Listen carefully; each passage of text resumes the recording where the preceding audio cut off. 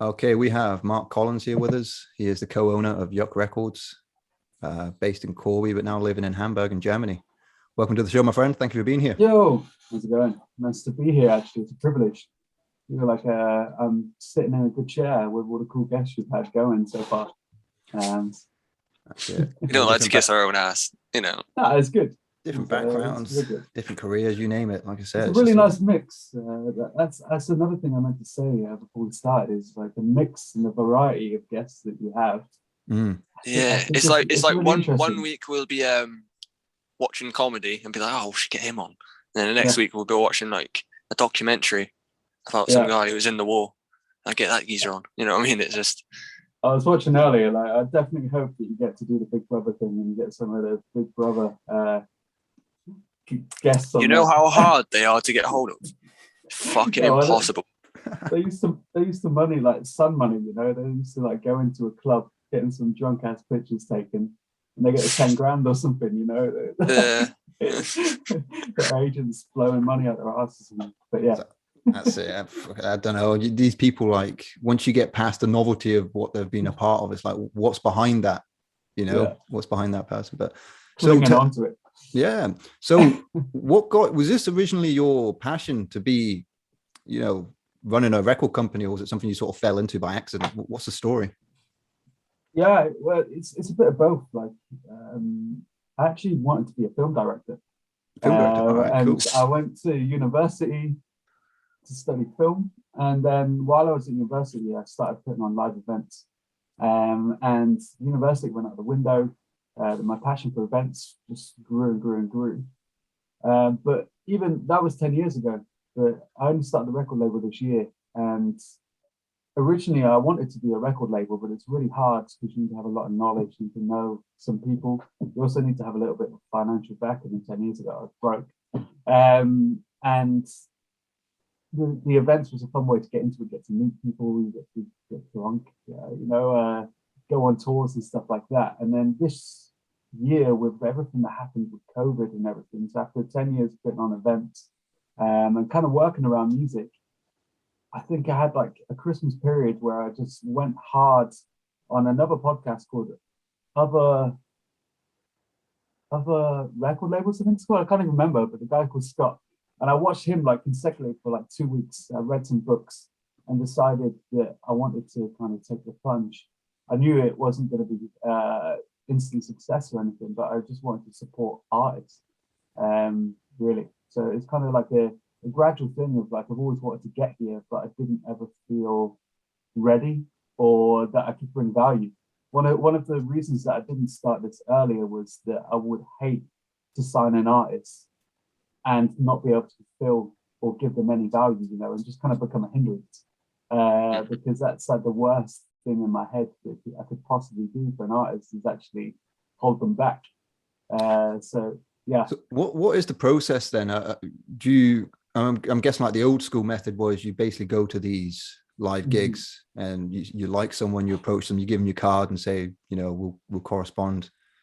Work together on something. But these days, would it be easier if it was like the MySpace days? You just message them, like, you know, come to the Raven.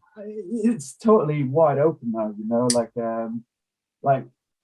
the olden days, and like if you're a big artist or something like that, one of the things that I don't have is a lot of money. So like I'm not waving a business card in front of a band's face and saying, hey, we're going to give you an advance, come record with us and everything like that.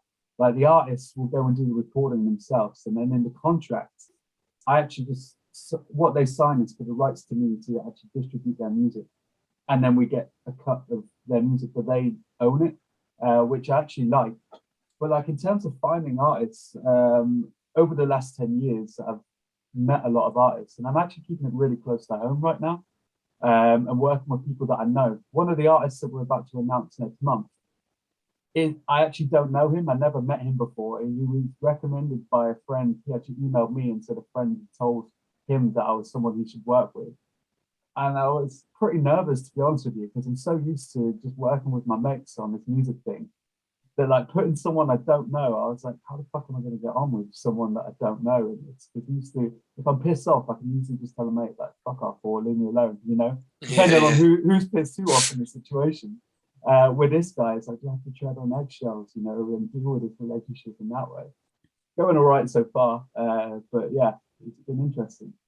What was it that you're looking at specifically in an artist? What was it that's important to in you? an artist, it's like, it sounds really boring, but work ethic, because Work I ethic. think there's some really talented people, but like if they're not willing to work, like there's not a lot I can do, because like they need to believe in themselves and be able to work for themselves. It's not like I have a magic wand. I can go with a hey presto, you're a star, sunshine. You know, it's like they've got to be grinding themselves or have something about themselves that's driven, and I can help them give them the tools or the right strategy, you know, to elevate their career a little bit. The music is very diverse. Like right now we have 3 artists. We have Flash Peasants, who are kind of like a hip hop act, which isn't really my ballpark of what I've worked on in the last 10 years. Then I've got like a garage band, stoner rocky band that we've just signed, and then like a folk rocky indie guy. And I'd love to get a hard rock band or a metal band in there too. So it's all very diverse. It's not like I'm sticking with one niche. Ideally, we would keep it that diverse. That would be my wish, that we don't just become penned into a hole.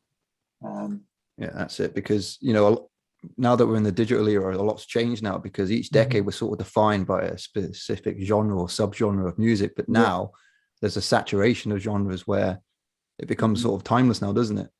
Yeah, I think like it's really hard in this day and age. Like I thought it was hard in the MySpace days, because there was already so many bands growing and everything like that. But now, I read a fact the other day about Spotify, and I really can't remember off the top of my head, but there is a ridiculous amount of songs being uploaded to Spotify every day. Like a crazy amount. I'd have to Google it again to tell you. But like to stand out, any old person just upload a song. Yeah, that's it. And that's why, like, as starting a record label in 2021, I was a little bit apprehensive, because like people can just do it themselves. Like, so if their one goal, and if my one purpose was to say to them that I can get your music on Spotify, anyone could tell me to fuck off, because that's easily achievable if you're going to pay 10 bucks a year to something like DistroKid or something. There's services where you can, you know, you just upload your track and they do it all for you. So like what we have to bring is value, which is like marketing, a strategy, a release plan. Maybe we do physical stuff, maybe we help with live events. So it's closer a little bit what I do right now to like a little bit of management side of things as well, because any artist can put their internet on Spotify, like, and then I wouldn't be asking for 50% cut if they can do it themselves. But like one thing that I don't agree with is like these artists, they'll put it up there, but what happens once you put that up there?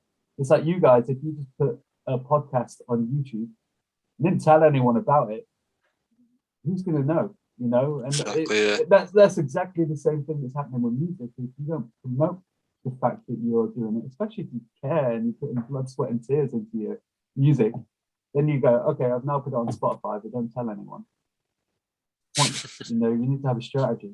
I think it's good though to be in that element of the unknowns. Like you already have a set of skills that you've been based on previous experiences, but you're kind of figuring things out as you go along, as we've done, doing what we're doing. And I do like what we're doing. I do like word of mouth a lot, because that's how I've discovered a lot of my bands, TV shows and stuff. I like it's word of mouth and advertising themselves, you know, like we'd be nowhere if we didn't plaster the shit out of our stuff on Instagram and stuff. Do you know what I mean? So I think that's the hardest thing with a label is it's like being based in Hamburg and Alex being based in London. Our biggest crowd is in Corby. Like that's why we're trying to put an event on this month, because I want to touch base with our crowds of people that have been coming to our shows and stuff, because I really want to align with those people that know us in the beginning and then reach out more via the internet and stuff. Like we did one podcast that I'd say it's not as polished as what you guys put out right now. That's why I kind of admire what you see, because it's really tough to keep the chat. I enjoyed that podcast. It's like I enjoy a lot of podcasts, but I didn't know you personally, but I knew you well enough to enjoy it. Like, yeah, we're hoping to do some more, but I really struggle with conversational side of things and like trying to segue into different parts. it was kind of like question, like question. And it was just like loads of just like moments where it's just yeah. It's all practice. And then silence. I tell you, it is practice, because I tell you, there's a few podcasts that we've done that have gone unreleased. I might as well tell you the story now, right? So basically, I won't say any names, right? But there was this other podcast group that we'd sort of got acquainted with, and we kind of liked their stuff because they sort of specialized in this really abstract, nonsensical kind of. It was, I mean, this humor improvised comedy. They were improvised comedies, dudes. Like, and you listen to it, and it was hilarious, right? So we thought, all right, we'll go on do a podcast with these guys, right? And they couldn't really. In the end, they couldn't really handle the shit we were saying, because we were trying to improvise as well. I was saying stuff like, because they're Welsh. And I was like, oh yeah, did you know that in Argentina, there's like a part of Argentina that has a Welsh speaking community? And then we're going on about like the idea of Hitler escaping to Argentina. I was like, and have you ever read Mein Kampf 2? Where it was him trying to adjust to the Welsh community in Argentina. It did not go well. It didn't go down well at all. We said a bunch of other shit. 5 minutes after the podcast, they messaged him like, "Can you not release that?" Yeah, we've got jobs, I thought it was just improv, I mean, but that's it. I mean, you're gonna have success, you're gonna have failure, you're gonna fall on your ass, and it's all part of the journey. I mean, because you've got to have fun. Like it's ultimately it. Whatever you're doing, like that's the hardest thing that I have to tell myself. It's like, this isn't my full-time job. This is something I've decided to do for fun. Like, don't put so much pressure on yourself. Like, you don't have to run at 100 miles an hour every time. Like if you take a break, you're allowed to, and just try and keep it as fun as possible. You should always be trying to move forward. Like, if you have goals, you should always be trying to work towards them. But, like, don't break your own balls so much when it's supposed to be something that you're doing for fun, Or it becomes I see this fun. right now as like a runner job, what we're doing now, in a sense, because we're starting from the ground level and trying to build our way up, but we're not doing it in such a fucking patronizing way where, I don't know, some people come straight on to YouTube and like, "Hey guys," fucking like they're already famous. It's like, what the fuck are you doing? Yeah, you know what I mean. I think that's a really good way. Like, I read quite a lot of books about like building audiences and communities and stuff like that.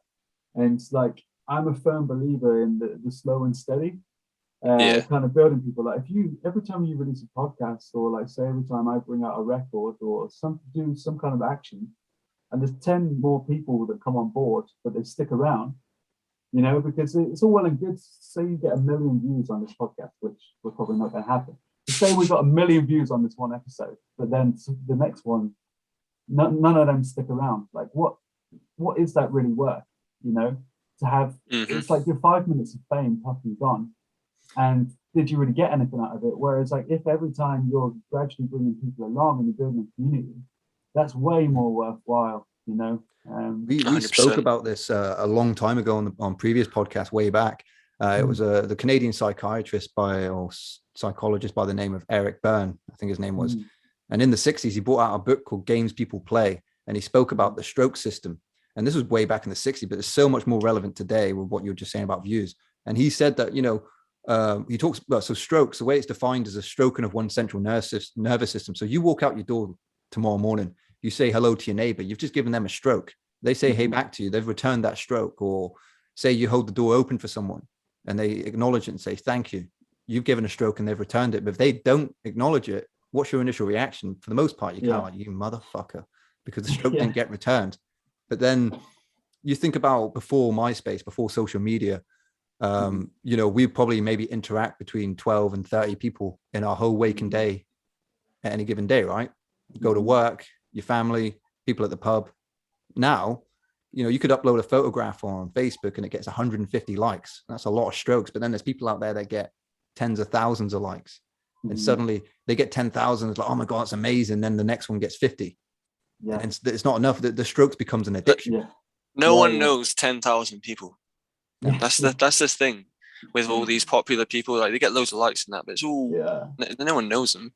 That's like with goals as well. Like, I've learned to be more realistic with goals, like there's the 1,000 true fans theory. I don't know if you know that, where like if you are doing a passion project and you have 1,000 true fans that are willing to give you £100 a year. It's £100,000 of 1,000 people. No, that's wrong. Sorry, take your time. 1,000. I need to do the math here. So 1,000 fans, 100 people. Yeah, 100 people. £100,000 a year. That's a good wage. Yeah, that's what you're trying to say. Like, that's enough to make a living. And like, so like, people were like, oh man, I need 2 million followers. Oh, I need this, I need that. It's like what the theory is that you actually only need 1,000. So rather than striving to try and reach that 1 million people, like we've just spoken about bringing 10 people along every time that you do a podcast, like you're striving for that 1,000. And like with a record label, like right now, we are striving for 100 people. If we can get 100 people to buy a record every time we release one, we're in a really good way to actually make numbers where, like, even though it's a passion project, where it actually becomes sustainable on its own, rather than me having to fund my hobby, So it's like having clear goals like that are actually more realistic and more attainable actually drive me along. Like, because like if I'm looking for 10 million people, then it's unattainable and you're just going to get disheartened every single time you do anything. Well, that just reminded me of 2 things I want to say, right? So the first thing I was going to say was, like, when it comes to my mum always talks about SMART targets. So whenever you set yourself a target, right, it's specific, measurable, achievable, can't even fucking spell smart right now, realistic, and time. And I'll do that myself. I always try and set these targets to myself. Say, like, I might write a list and say, right, where do I want to be 12 months from now? And I've set a realistic target. I'll have £5,000 in the bank or something like that. How am I going to do that? You break it down, and sometimes it really helps, because time does really pass you by if you don't, as you get older and all that, it does speed up a little bit. So you just kind of got to take because you could sit around procrastinating for 2 weeks at a time and you think, oh fuck, now it's March, or now it's April. Jesus Christ, where's the last 6 weeks gone? And it does happen. So you just kind of, it's important. And doing podcasts or starting up a record company, it kind of forces you to kind of reflect on your goals, because there's always going to be moments in life where your passion is tested, where your what's the word I'm thinking of? Your passion is tested, and your will, your determination is tested, because there's going to be low moments, there's going to be high moments of triumph where you sign someone up and it just fucking hits. It's like the perfect storm. It just works out. But then you're like, shit, Sean and I will have a really good podcast, but then you're only as good as your last podcast. You're only as good as your last record. It's like, oh shit, now what? Who are we going to get on next? What I mean? Then suddenly you start becoming addicted to the strokes, and it becomes a personal thing. And it's like, whoa. You have to take a step back and think, this is just business. It's just business. It doesn't reflect who I am as an individual. It doesn't reflect my soul. I got into the strokes thing when in Corby, when there was the Zombie Hut, and I was running a club night every week. And being the DJ of a club night where there's a couple hundred people every week, you kind of get a bit of an ego. I'd like to think that wasn't a total prick, but I got into the fact that people were having such fun, and kind of like, not that it was the club and people were just having fun being together, but I kind of got into my head a little bit that, my ego was being stroked. And then when that started to drop off a little bit and people lost interest, probably because they've been there for 2 years every week and they just want to go somewhere else, like, then it started to less people coming up and everything like that. And then the strokes go away. And then you start looking at yourself and questioning who you are, where you're at. And it got real tough for a period of time. And like throughout the event side of my life, there's been a couple of periods where I really had to pick myself back up, because either the stroke stopped or something really knocked me out off my perch. So we did a music festival at Rockingham Speedway in 2018. And I didn't attend, but we made a really big music festival and probably bit off more than we can chew. It was really, it was a really great day. I can't remember how many people were there, but we had like. But when I see the lineup now, sorry, Tom, but it looks like a proper music festival lineup. You got bands at the bottom, then get gradually to the main. Do you know what I mean? But that's what we wanted, and I'm really proud of what we did, and everybody that helped out. Like, there's a whole team of people involved with that. But I lost a considerable amount of money on that. And then after you do that and you lose money, it's like do I still want to do this? Like your commitment to your passion gets tested when your life kind of gets affected, because now you're skint. Now you're actually in debt because of something that you enjoy. Do you still enjoy it? You know, and like I really had to pick myself up from that and just be like, no, I made some wrong decisions. It's not. Sometimes you can blame the passion, you know, and the thing you love, when really it was like I made some bad choices. Maybe we didn't promote as much. Maybe we booked too much, you know, and maybe we made it too big. But I'm glad we did it. We wanted to really put it off a one-time thing like that.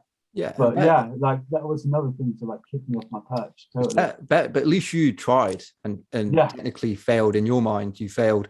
But imagine being the guy sat at home, going to the pub and talking about, oh, I'm thinking about starting a record company, but never doing it. And every Friday it's Groundhog Day. It's the same thing over and over again. I mean, better to try than fail than to never try at all, right? I mean, I would totally 100% always prefer to be the guy that's going to go and fuck up and make mistakes and learn.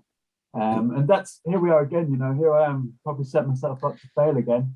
A couple of years after the Hootenanny in Corby, I'm now starting a record label. You know, if we have a podcast in 2 years, I'll probably tell you how this was fucked up and I lost some money. But I would always rather be putting myself in this position where I'm chasing something that I really enjoy and care about. You know? No, but you're doing good things at the minute. You're promoting local bands, promoting them as well. Often, Flash Peasants are shit hot. Can we just kiss their ass for a minute? You know what I mean? Yeah, they're really good. Their penmanship, for a starters, is just off the chain. Both of them. The beats as well. I know they probably do actually make their own beats, but some of the beats they get, fucking out. I know Jake did the last one as well. It's really cool. Like with Flash Peasants, like I've known Stephen and Sean for years, like from a Coda and even a few bands before that. Sean used to live behind me when I was a kid. Yeah.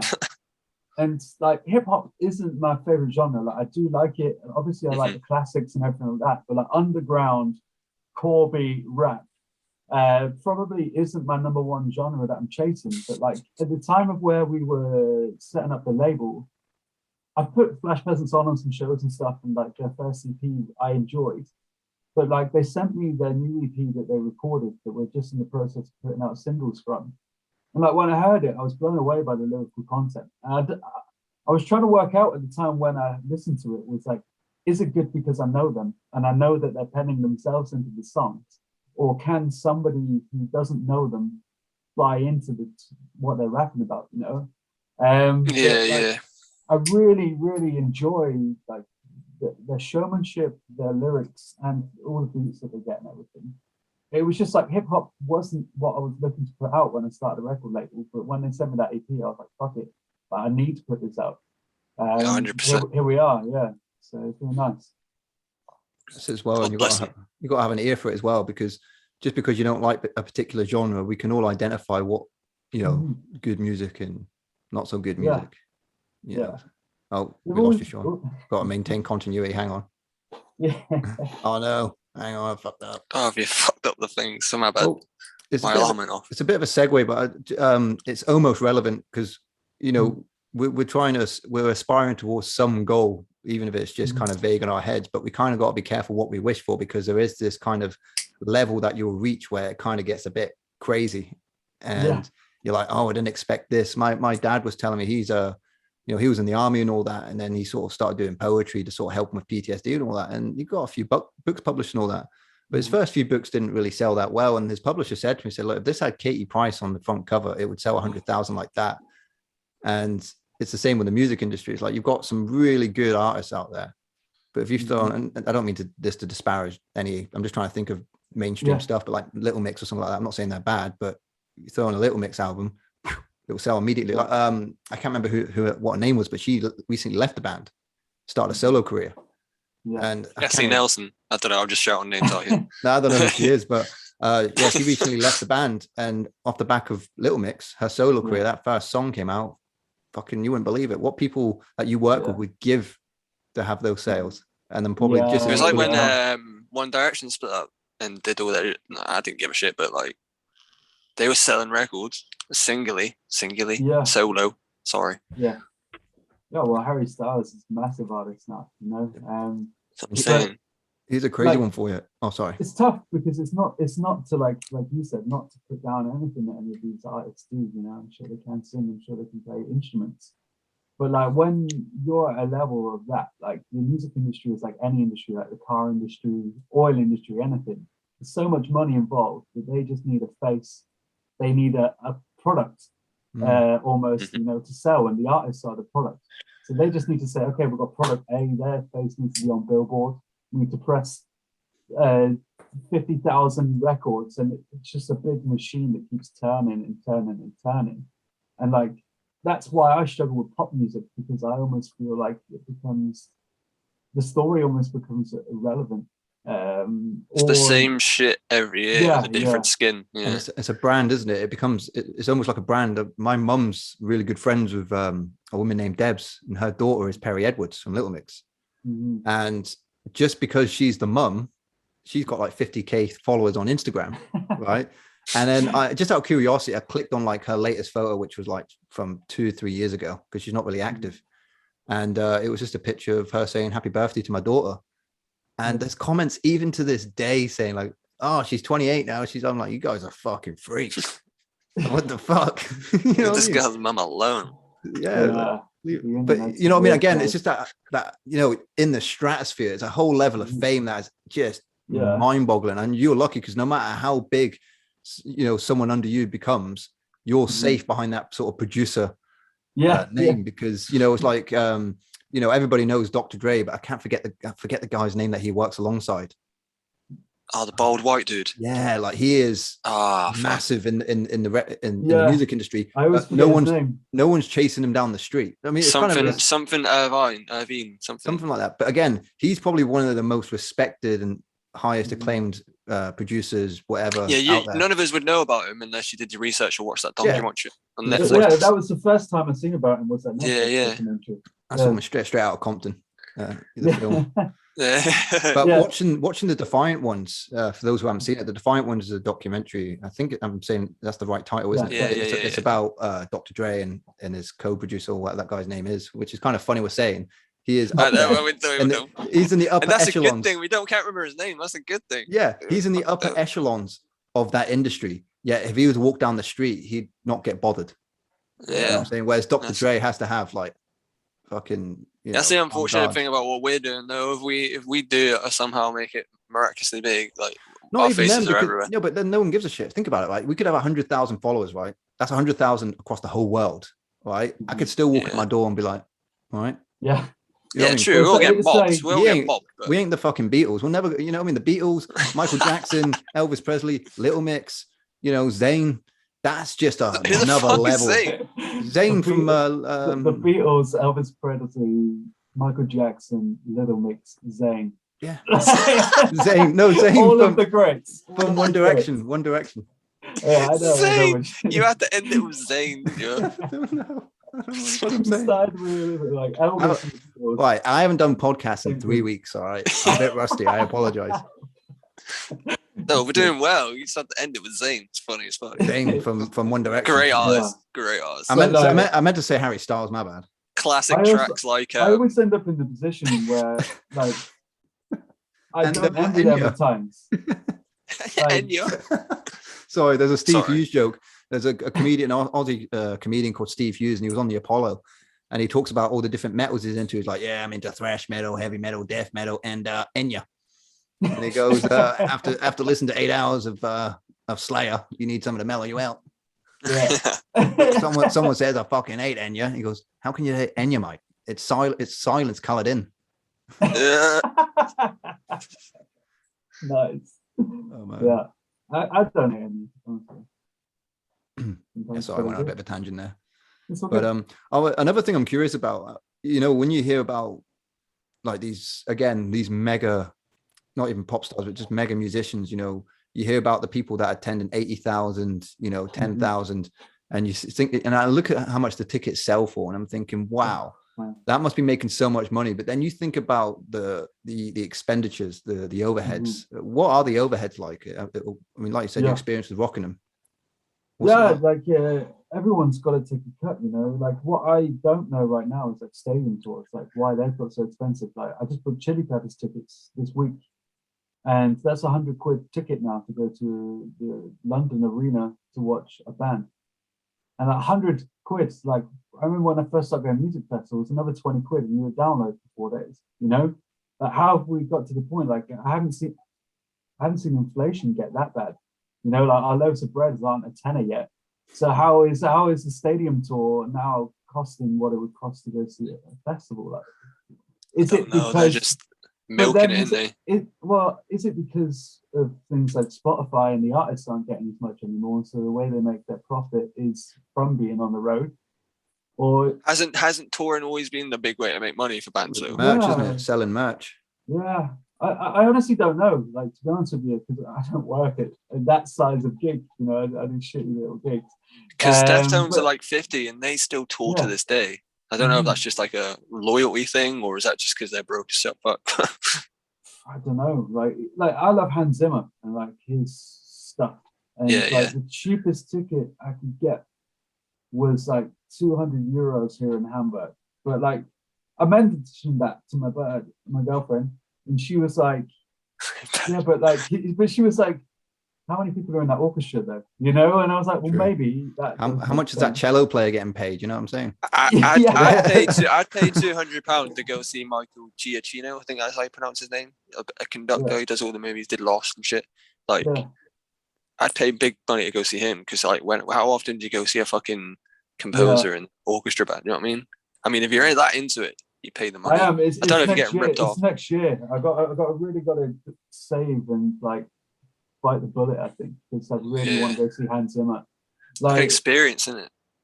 I don't know if you like Interstellar, but like, I love it. I love Hans Zimmer. Go-to concentration that album. Yeah. Like if I need to work, I just put on the Interstellar soundtrack and we'll go at it. I'm very similar because I write. I've got a book coming out next month, and you know, I'd listened to a lot of Inception soundtrack, The Dream is Collapsing and Dream Within a Dream. It really got, especially when I was going for walks and looking for a bit of inspiration, and it just fucking gets you going. But Interstellar's great. I saw it in the cinema.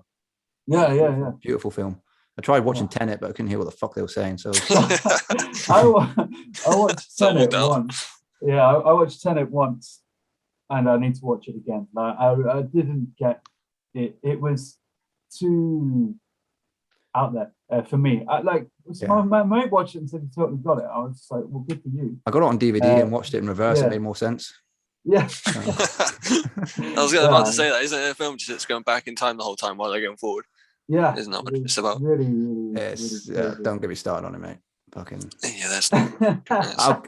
Apparently, right, the reason why the sound mixing so fucked is because a lot of that post-production was done during the pandemic, so they had to do it in homes.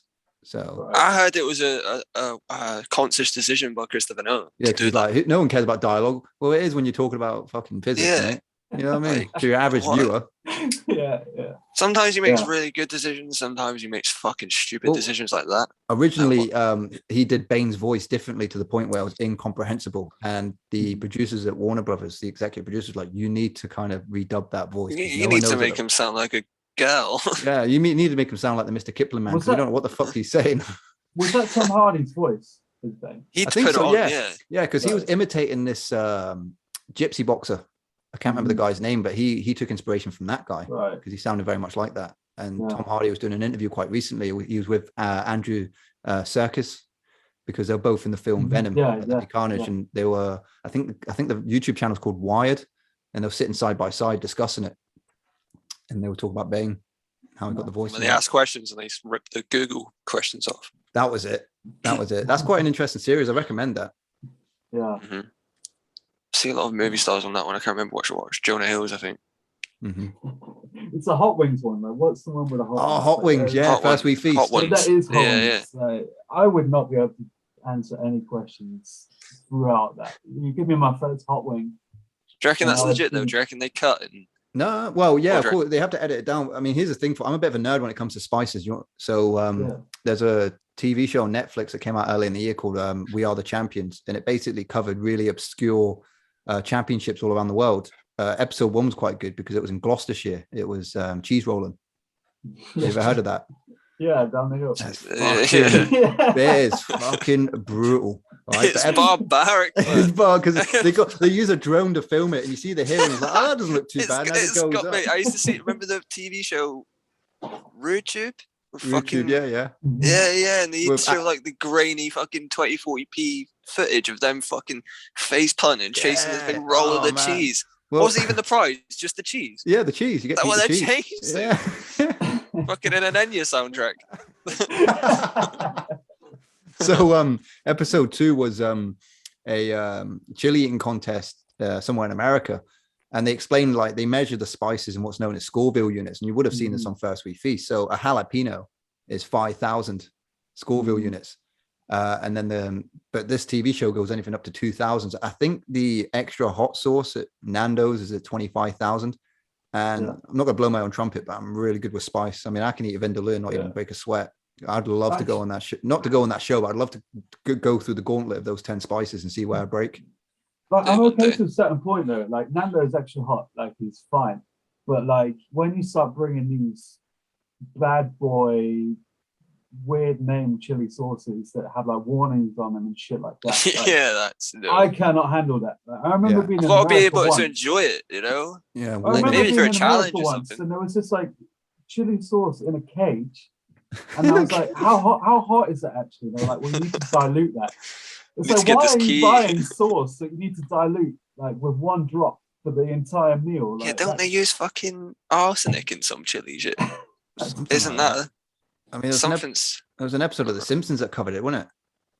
Where like Homer was just couldn't be broken, and then this guy comes out of this particular chili that sends him on a hallucination. It was one of the best episodes they've done.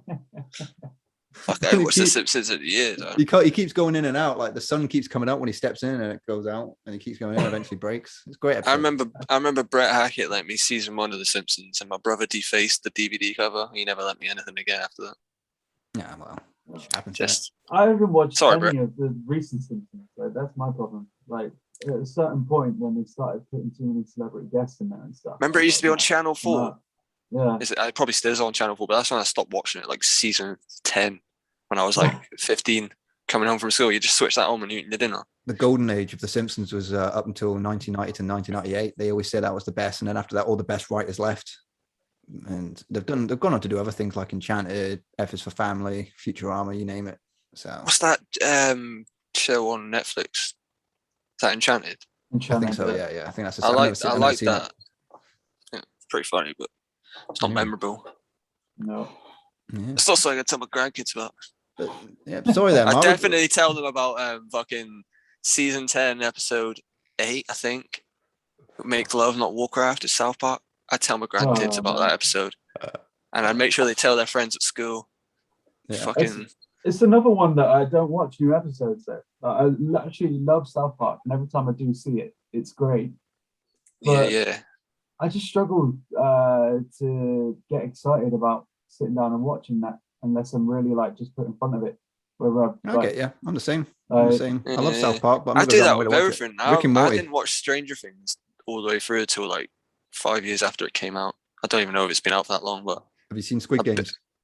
I just finished that this weekend. Yeah, I finished it today. Yeah. What a great show that was. That dude is a great actor. The guy who plays the main character, Ji-yeon, or isn't it? He's great and fucking great. I thought that was Hans from Fast and Furious. I had to look it up, and it wasn't. I can't remember, but like it's one of the writers. I saw a meme or something. It's one of the writers acting in the show. The guy who wrote it. I don't know much about that, but I got some interesting trivia for you that I stumbled upon because me being the way I am, I just like to Google shit I like.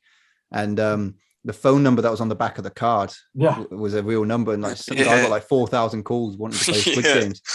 And so one of the actors, I can't remember who it was, but one of the actors had something like speaking of strokes, 400,000 followers on his social media, and then by the time that within a week it'd gone up to like 12 million.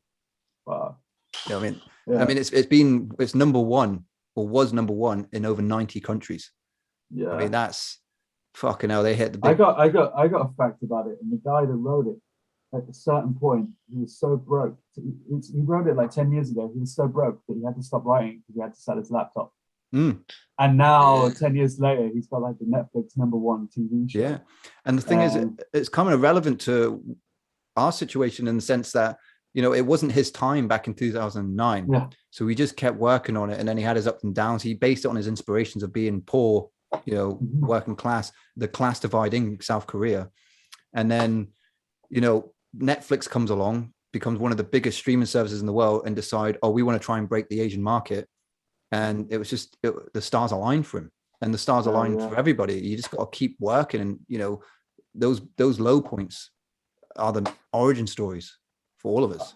And it's important. I fully believe that, like, if you are consistent and you don't give up and you keep working small steps, something will come good for you. Like, you have to really be shit out of luck, or fucking something in the universe really hates you, and it's taken a massive crap on you, that if you're really consistent and turn up very often, something won't happen to you, you know. And I really hope that if somebody does watch this and they've been shot on their entire life, like, I'm really sorry, because I do believe, like, maybe I'm privileged, but I do believe that if you turn up, then good things will happen at some point. Yeah, maybe not tomorrow or something, but you will have a time to shine. And like you said, with the rap music, sometimes the thing you least expect is what ends up taking you on that journey. You know, Stephen King, I'm sure you're familiar with some of Stephen King's works, but his first book that got him in the mainstream was Carrie, and he tried writing it and chucked it in the bin, and his wife comes along, read it, and says, you need to finish this. And he says, I don't really know anything, because it's also about a woman having a menstrual cycle linked to psychic powers. Like, I don't know anything about high school girls. And his wife Tabitha's like, I went to school with girls, I'll help you. Next thing you know, it becomes his breakout novel. You know what I mean? He was living in a trailer, and then about a year later, he completely forgets about the book, and his agent calls him up and says, oh, the international paperback rights have just sold. You've just earned $400,000, and he was living in a trailer. It's some of these stories of people, like people who are really successful now, like, they freak me out a little bit, because it's like, do I have to go that low before I can come back up? Like, there's the one about Sylvester Stallone where he had to sell his dog. You had that one, like, it's just like, fuck, man. Like, imagine being in that position where, like, you're having to sell your dog. You had to star in a porno. So, I know. And so here's a funny story about the porno, right? So it came out in like the 1970, I think it came out in, and I think it was called Pat. I've never watched it, right? Swear to God. And so basically he stars in this porno, and sorry, my girlfriend's just coming. I'm just losing my train of thought, talk about pornos, and she's giving me weird looks. Right, so Star Wars. So yeah, this is like 5 years before Rocky came out, right? And he gets paid $200. He said that basically either he mugs someone or he's going to get $200 to do this, you know. And then once Rocky comes out a couple of years later, they try rebranding that porno with the Italian stallion, you know, trying to cash in on that. You know what I mean? So sometimes you got, like I said, he had to sell his dog, and the things that you have to do. He ended up buying that dog back, though. Yeah, I know. Yeah.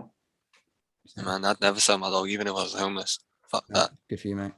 But that's what I mean, you know, desperate times and all that. So, but I do love those rag to riches story. You know, same thing with J.K. Rowling. She got rejected left, right, and center. But then it wasn't until one of the publisher's nieces saw a little bit of it and nudged her uncle, saying, I want more. And that's how Philosopher's Stone got published. Yeah, I think like you're into writing and stuff like that. Like, these people that write film scripts and stuff like that, it is about timing. Like, there will be, maybe you've written a story that isn't really a thing that people are making right now, but in 10 years, if it becomes people are making those sort of stories or something like that, somebody might pick your work up, want to turn it into a film or something. You know, like, that's really some books and stuff that probably the writer never thought that it would get turned into a film or something. People are now buying the stories and stuff. Yeah, I started writing a zombie novel in school called Dead High, and then all of a sudden the fucking movies, novels got saturated with zombie shit, and I was just like gutted. I was like, no, but I'm still got it on the sidelines, still there, still a fucking dope story. I just, you know, you gotta wait for the right time, isn't you? You know, you got to take risks for sure. I mean, I'm not going to elaborate on this too much because I will be talking about this in a future podcast. But you know, the novel I wrote, that only came about because I quit my office job and moved to Bordeaux with $5,000 in my account, and living as a foreigner in this strange city led to this character of a war veteran trying to adapt to this civilian lifestyle that you know what I mean? It was a fucking PTSD and struggle and all that. And that would never have happened if I just said, fuck this job. I could have easily settled, made the conservative choice and said, well, I'm going to stick to this desk job and be miserable for the rest of my life. But I was like, no, fuck that. And I've never looked back since. All right, sure, I didn't climb the corporate ladder. Yeah. Instead, you can't put a price on your ambitions. You can't sell on that because you just look back with regret. We all end up in the same place. We made this joke before, but one way or another, you're just an old man shitting in a bed. So make the most of all the years in between that.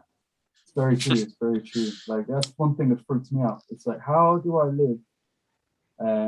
Because I actually want to enjoy life when I'm older as well. Like it's one thing that you'll all end up dying in a bed. But like if I go gun ho, I'm gonna live like 2 years because I can't handle all my drugs and I can't handle my alcohol. And I'll probably die in a year or something like that. I'll jump off a bridge or something, you know. So it's like, how do I have as much fun as I can today, but also make sure that I'm going to be able to, you know, see it when I'm older as well. That's kind of where I'm at. And not settling in a life of complacency where, again, sitting behind that desk and it's the same day every day. The job that you do, you know, it's nerve-wracking, it's exciting, but what a great life. To think, I literally am in control of my destiny. You don't know it's going to go one way or the other. So those people 10 years ago who used to fucking have like captions on their Facebook like "Live Fast, Die," they're probably dead now. So it's all good. You know what I mean? People with a fringe like living my best life. Well, like that prick now. My favorite hairdo. Worried about making them when you're older, but like life decides when you go. You know, that's the cool thing. Exactly. Yeah. You can't choose when to. Yeah. Something's going to be big. You know what I mean? Yeah. It's like word of mouth, isn't it? It's just got to travel like naturally through the airwaves. I don't fucking know what I'm talking about. This is a bit of a segue, but I was watching a YouTube series called Fascinating Horrors. And what's good about it is like some of them are only 5 to 10 minutes long. And the guy just covers disasters. You talk about the Smiler incident in 2015 in Alton Towers. Well, like disasters as in like natural, like hurricanes and shit. No, mostly human error. Oh, okay. So the Smiler was a roller coaster in Alton Towers. I fucking hate roller coasters. Oh yeah, holy shit! I used to date a girl. That was the most. Remember that story? Oh, sorry, Dan. Carry on. Right. No, I used to have a girlfriend back around that time of the incident. You've never met someone more anxious. Like when ISIS shot up that beach in Tunisia, her first response was, "Will I be safe on Weymouth Beach?" I was like, "Yeah." Yeah, fucking, they're gonna travel here in submarines. And they're just gonna wash up like Terminator, fucking Dark Fate. You know what I mean? You know what I mean? It's like you've never met someone more nervous, more anxious about fucking anything. But yes, you go on any roller coaster. Whereas I was the complete opposite. You know what I mean? It's like I'm not going on that roller coaster. Roller coasters. So my brother's the opposite to me. He's like, woo! I cannot do roller coasters because fuck that we're too smart. That's our problem. We just know that there are people less smart than us responsible for our safety. Even the go-karts, man. No, I'm joking. I love the go-karts. I can do the dodgems. No, I can do the little cable carts that go that take you like around. The skiing ones. Yeah. Because I'm a big fan of 007 Nightfire. There was a level called Skyrail. I'm not scared of heights. I can do that sort of shit. Just like you putting your faith in a mechanical thing that's going. Right. Well, fuck that. Let me tell the story. The Smiler, just you know what I mean. So there was like this thing broke records because it was so insane the way it was built, and they wanted to introduce a 5th cart to kind of ease capacity, and the engineers had an issue with it and fixed it, but then someone else didn't even realize there was a 5th cart still out on there, the dummy cart. So they send the cart out. It stops midpoint because the computer's saying the current rail that this is going to go down is occupied, and the employee overrode it, saying, nah, I can't see anything. Next thing you know, you can see the CCTV footage of the cart just going like that. You can't hear the sounds on the fly. It doesn't even look that fast. But 2 people lost a leg because of it. I mean, they got £3 million out of it, so you know. They probably got fucking like animatronic legs or some shit. Yeah, you know what I mean. I didn't know that's what went down. You know, I just knew that some people. It took something like 5 hours to get them out of there because because they had to make a makeshift scaffolding just to get them out. 5 hours or something like 5 to 7 hours. So that was the Smiler incident. I mean, there's some other ones you want to hear. Do you want to hear some more? Yeah. All right. So there was I can't remember the name of the air transportation back in the day. Like, you know, like the Hindenburg, those big, I don't know what you call them. Just call them helium balloons, air carriers, I think they're called. Yeah. Oh, we'll just call them blips. Let's just call them blips, right? So there was one in the UK in 1930 called the R101, and it was state funded, and there was this one guy who was sort of behind it called Lord Christopher Thomas, I think. Farquhar. And he was like making sure the engineers rushed this, got it, because there was this big international conference coming up, and he wanted to fly in this thing all the way to India and back, just to, like, you know what I mean, gloat. How long would that have took him in one of those? Fuck knows, days. 80 days and 80 nights. But back then 40 days, 80 days around the world. And back then, people thought that no one believed in airplanes. Even back then, they're like, nah, it's going to be these little fucking blimps that get us around the world. It's going to take us to the future. And this guy was pushing these engineers, saying, you need to get this thing ready. And they were trying to warn them because they're using all this experimental technology that they'd never done before. And you're dealing with fucking, what's it, hydrogen, helium, something very flammable that could explode at any minute. And they did all these test flights, were rushed. Next thing you know, right, they realized they had to keep their baggage to an absolute minimum. So all the staff and all the passengers getting on were only allowed to bring one pair of clothes in paper. This fucking Lord Thomas. Farquhar. Yeah, right. He's bringing on a fucking rug, boxes of champagne and all that, and they're all drinking all that. Gets over the English Channel and all that, and it fucking nosedives and kills nearly everyone. Jeez. Funny, that's fair. That's a terrible disaster. Oh yeah, and during one of the test flights, apparently the blimp nodded to the king, and everyone was like, "That's amazing." It's because the people inside were fucking struggling to keep it up. Like, oh, it nodded to the king.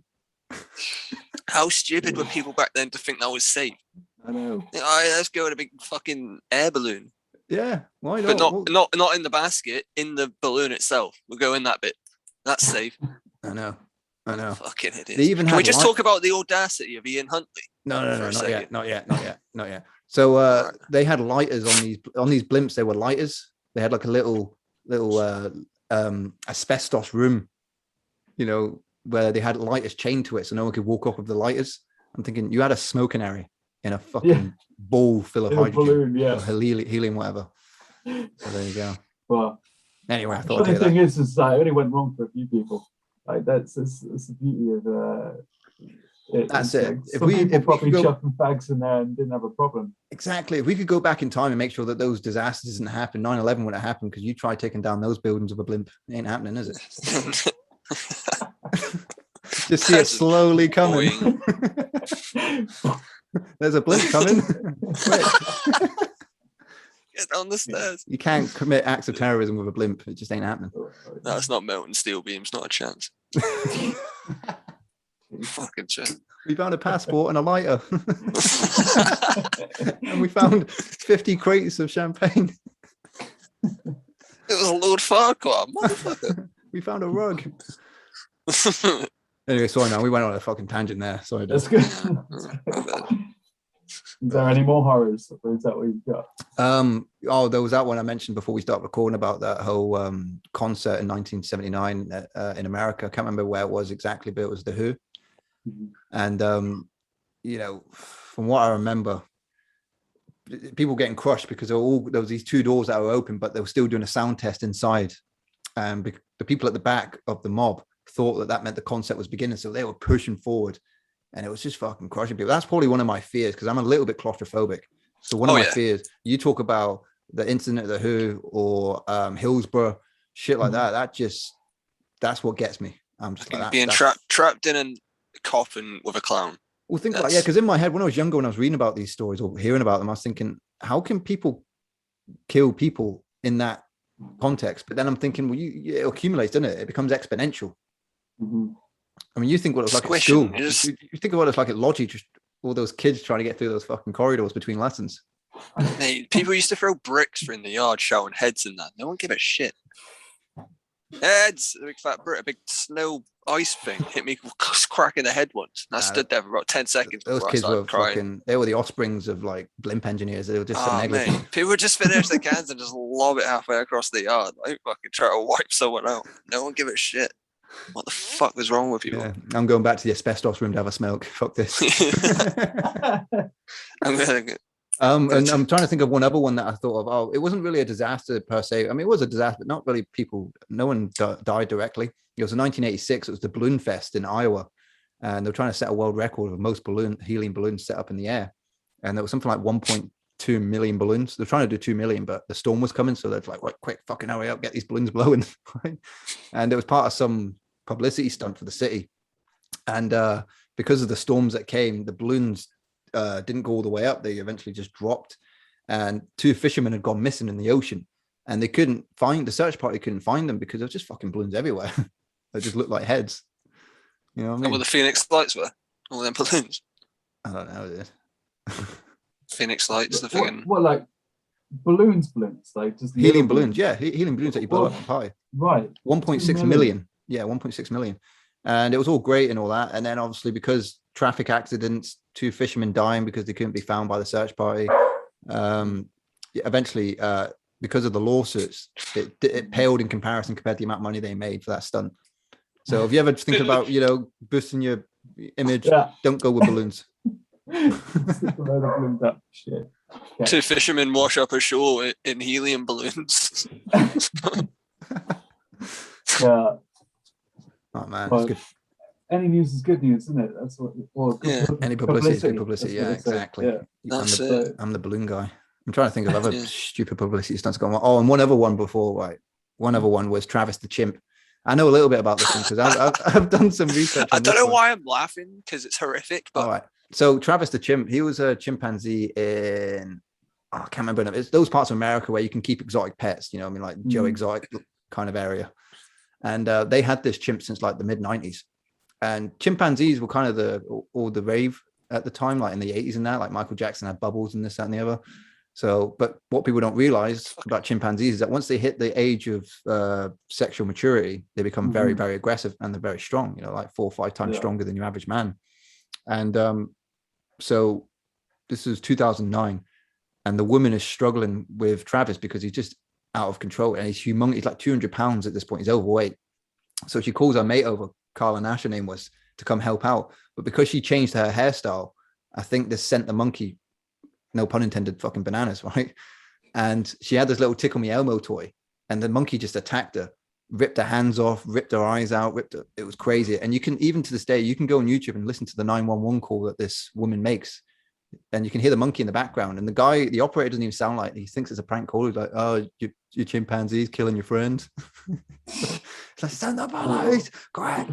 So eventually the cops show up, shoot the monkey, and he dies. And this woman gets like one of the first ever face transplants ever done. Like it's next level. She still looks fucked, but she's got a face, so that's all right. Yeah, man, you've seen the pictures, man. It's horrible. Man. Yeah, so the it's photo like 2 of her, holes where her eyes should be. She went on Oprah, and she just looked like a fucking like.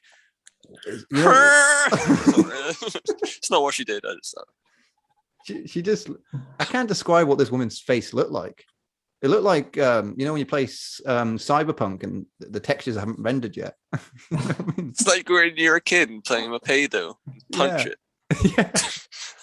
She looked like punched Play-Doh. I haven't played Cyberpunk yet. Yeah. Well, anyway, this poor woman, this will be our last podcast now, but this poor woman, was horrifically. And then it got me wanting to watch Louis Theroux again. So I started watching Louis Theroux on Exotic Pets. That's on BBC iPlayer. Check that out. It's pretty interesting. They do a bit more about chimpanzees. Just went down a little chimpanzee rabbit hole over the weekend. You know what I'm saying? Fair one. Yeah. As you do. And that's it for fascinating horror. That's it for the save room. Yeah. Well, there's anything you want to add? Because we've got an hour, mate. So let's talk about the audacity of Ian. Nah. Not today. Is that too much? No, not yet. We've already laughed at a woman. Well, not intentionally. What's your favorite movie, mate?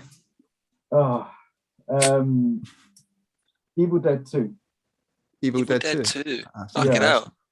That's my all-time favorite movie because it's better than the first one, even though they're pretty much the same film.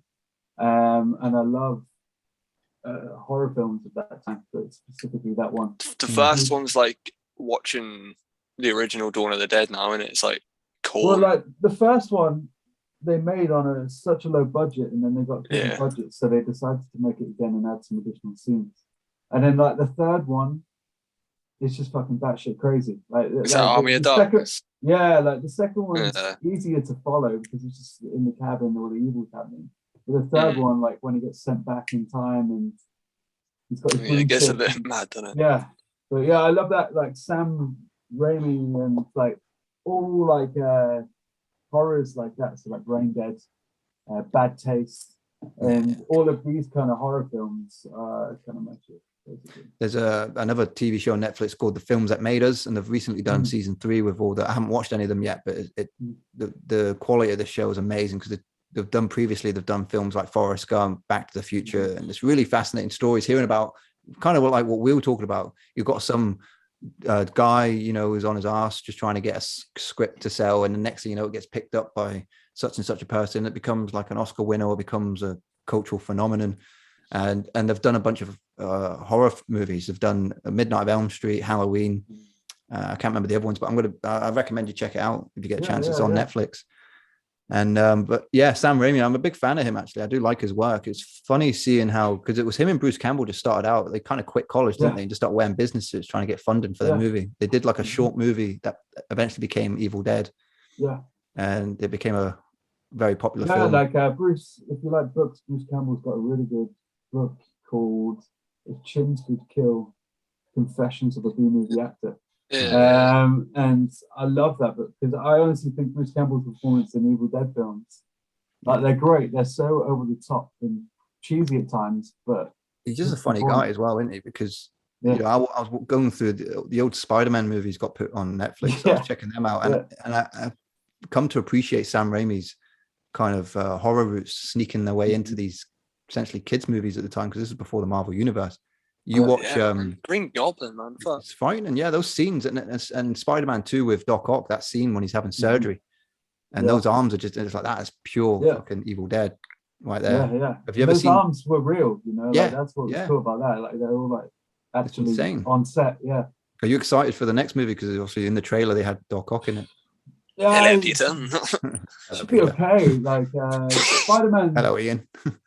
Spider-Man's okay. Sorry, carry on. Spider-Man's all right, but I struggle to keep up with so many superheroes. Yeah, no, I get you. But Batman's my thing. Cool. Have you seen the new trailer? Have you seen the new trailer? I've seen the new trailer now. Fucking badass. What are your thoughts? So was it the Riddler? I am not getting fucked up by badass looking trailers anymore. I refuse to fucking fall for it.